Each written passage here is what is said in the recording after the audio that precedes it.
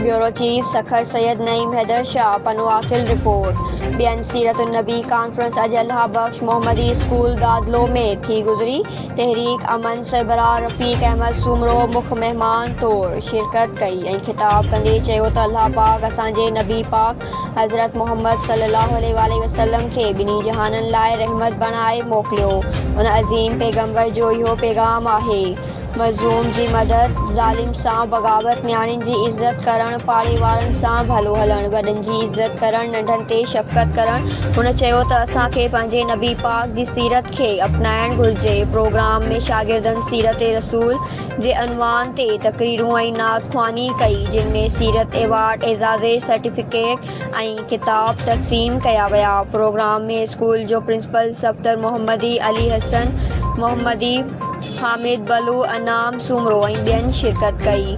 News Sindh express news Sukkur.